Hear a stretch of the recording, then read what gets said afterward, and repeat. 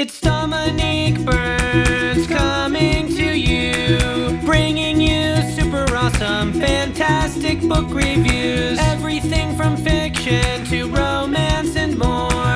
You will find the great books that you're looking for. Let Dom help you choose with their super cool book reviews. Oh yeah. BookTube. I know I've been gone for so long. I'm so sorry. School and life, and I'm graduating in December. I'll be finishing grad school. Oh my gosh, I'll be a real librarian, hopefully. But anyway, I've just been so busy, and when I have had time to read, I just wanted to keep reading nonstop and finding time to be inspired about writing a book review and making a book video. I just wasn't feeling it, and then I read Throne of Glass. It's amazing. I am so obsessed with the story. I read the first book in 2 nights. I stayed up till like 2 a.m. which was like not a very bright idea because it makes it really hard to do school and homework and work and adult responsibilities, like getting your oil changed in your car when you're so tired from reading at 2 a.m. and then having to wake up the next morning at like 6 or 7. So lesson learned, not really. I'm gonna just keep staying up late reading anyway, let's be real. But there are 6 books in the series. I've read 3 of them. They're really good, and the first book, Throne of Glass, follows our main character, Selena Sardothian, which apparently I've been saying all of these names so incredibly wrong. I'll put a link to her website where she like has all the different pronunciations, but they're really hard. They're such creative words, but I was pronouncing them wrong for like 3 books straight. So Selena is pronounced Selena Sardothian. I guess I got that one kind of right. But she is an assassin. She's been in this camp for a year. She was sent there. She was betrayed, got caught, sent to this camp where the kingdom basically sentences their worst criminals, people that go against the king, people from foreign countries the king has like captured and enslaved. Like, it is just not a happy place to be. It's not a fun place to be. Most people don't really make it past a month. Selena, who's 18 years old, she has been there a year. So she's in this prison, mine and salt. And one day she gets a visitor. So she gets a visit from Prince Dorian. And he's like, hey, I have a proposition for you. You're probably going to die in these salt mines, mining for whatever it is that you are mining for. And he says, look, you can either come and fight in this competition where the winner then becomes the champion of my father, which means that this person is the king's champion and they will do all of his evil crimes and whatever awful, horrible, inhuman things that he wants. So she's like, yeah, sounds good. Because the alternative is staying in this camp and most likely dying. So she goes with the prince, and also with the prince is a ton of guards, and then also the captain of the guard. No, I've been calling him Chow. His name is not Chow. According to the website, his name is Cal? Let's see here. Yeah, Kale Westfall. So Kale, I hope I remember this because I've been reading him. I'm on like book 3 now. I've been calling him Chow. But Kale Westfall is captain of the guard, and he's there too. So they get Selena and they're journeying to the kingdom, and it's all great. Really a grand old time. The prince doesn't really talk to her that much. He's kind of like, stay away from me, because she's an assassin. But Kale, I am never going to say that right because I've been calling him Chow for so long, is with her, and they're in the woods. You know, she's like locked up, and it's, you know, they're traveling to the kingdom. But this is like one of my favorite things about the book is that there's a lot of little hints, little like sneak peeks at the world of magic, that because it is a fantasy book, and right now in their kingdom there is no magic. Like, it is gone. What happened to it? It disappeared 10 years ago when Dorian's father took over the kingdom and like killed a bunch of other kings and queens and royal people and like eliminated magic, and it's gone. But like, how do you get rid of magic? How do you completely rid an entire kingdom of magic? And so that's a big overarching question kind of hanging in the first book that really gets addressed in the second book.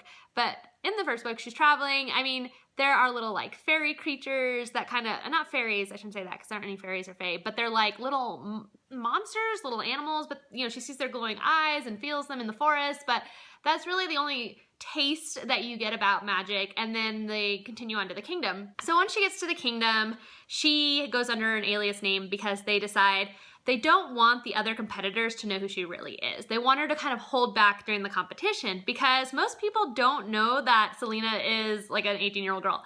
In fact, a lot of people think that this notorious, famous assassin that was caught a year ago, they think that it's an older male. So they have Selena go under an alias and she's living in the castle.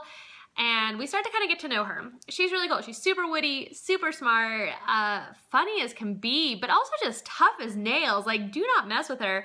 And even though she's very malnourished and lacking in strength, she is just a very strong character. So a lot of the time she is training with Kale or she's competing in these competitions to be the King's Champion. And we kind of get a sense of her character and what kind of assassin she was. Because when she starts off, she's kind of beaten down, like she's kind of just over it all. But we start to kind of learn that she loves to read. In fact, Sarah J. Maas writes about libraries a lot in her books and how like those are where like the most dangerous minds are and you should really watch libraries. And that makes me really excited as a future librarian because I was like, oh, libraries, shout out about how amazing books are.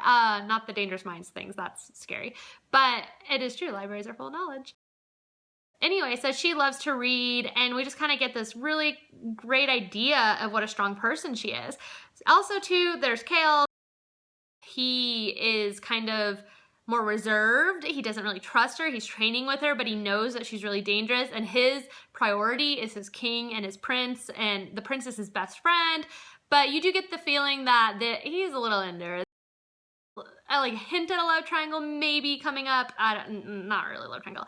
But then she also starts to get to know Dorian, the prince, who is actually really great and nothing like his horrible, evil, awful, awful father, the king. And Dorian loves reading just as much as Selena. And they kind of get to know each other and they form a really good friendship because they really like each other as persons.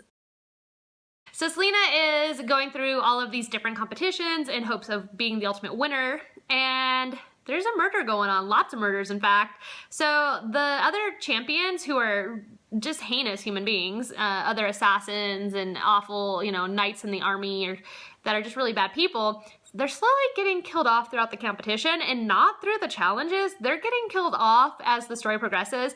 And it's just so gross. I mean, Sarah, the author, does such a great job of painting the world and the characters.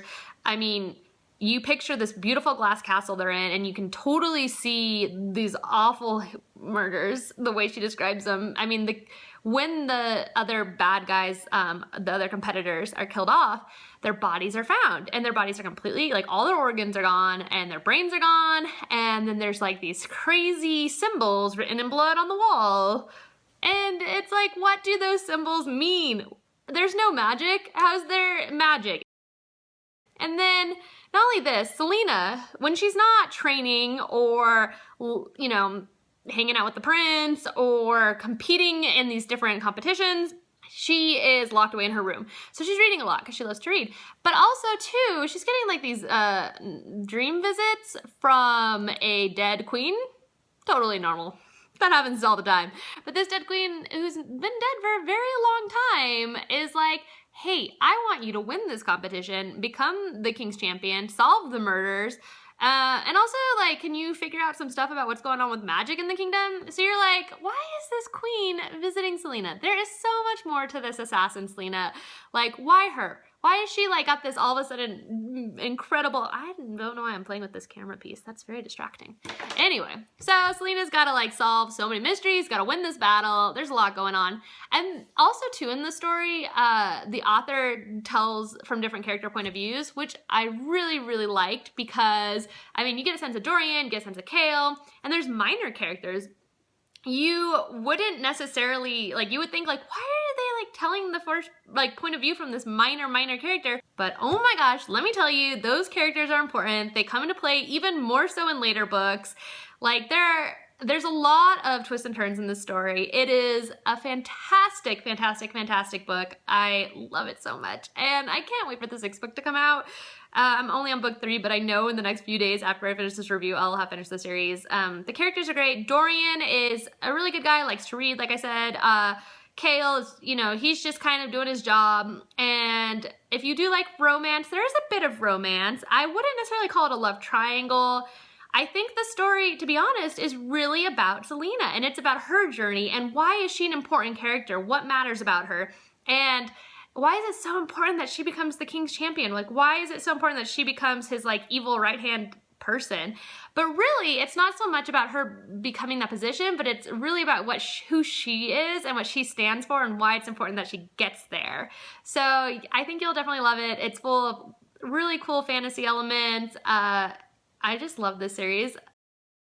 There are a lot of common themes in the book that I think are kind of similar to Game of Thrones in many ways, just like its time period, the magic, the kingdoms, you know, all these people vying for different things. So there are a lot of similarities, but it really is its own book, and it stands strong, and it's so entertaining and fascinating and gripping. And oh my gosh, I could go on and on. I could just rave about this book forever. It's probably one of my favorite books. A little fun tidbit. I don't think this is really a spoiler, so just a heads up. But so like 10 years ago, before Selena even became an assassin, the king like rid the land of magic, killed a bunch of people. I mean, he killed everybody. But you hear about how they were dragging families into the street, and they were being, you know, viciously murdered in their sleep. And you find out throughout the story that Selena's parents were viciously murdered in their sleep, which would go, you know, in line with what happened to a lot of families during his takeover and his rise to being the king of a lot of lands and not just his own. But really, there is so much more to that. I mean, that's all I can say. But I wish I could tell you more. I definitely recommend this book. The end scene when Selena is finally battling to be the king's champion. I mean, the poor girl, she gets drugged. There's obviously magic going on. The person she's competing against, he's like so powerful. He is somehow accessing magic when it's banned and not even accessible in the kingdom. So that's another question of how can he even get to the magic.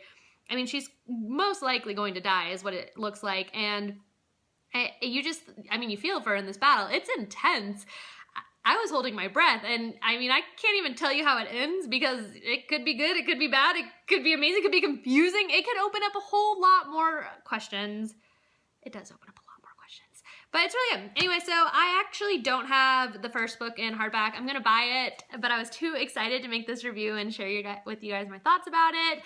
I have the first 3 books on my iPad, so I have them in ebook form, but I also impulsively bought the 4th and 5th book, Queen of Shadows and Empire of Storms. I'm not quite there yet, I haven't read them, but I'm hoping they're amazing. A fun fact though, I did see in here, one of my favorite series of all time is Darkest Minds, and there's an inscription here that says like, for Alex Bracken, thank you so much for all your help. And I thought it was really cool because I haven't been this excited about a series really since that book series, The Darkest Minds. So I thought it was kind of neat, like they're friends, they're obviously kind of collaborating, and it's like, it's interesting that I would love this book series so much as much as I did Darkest Minds. And also too, in each book, there is a map. I'll show them to you. 1 second, I'm looking.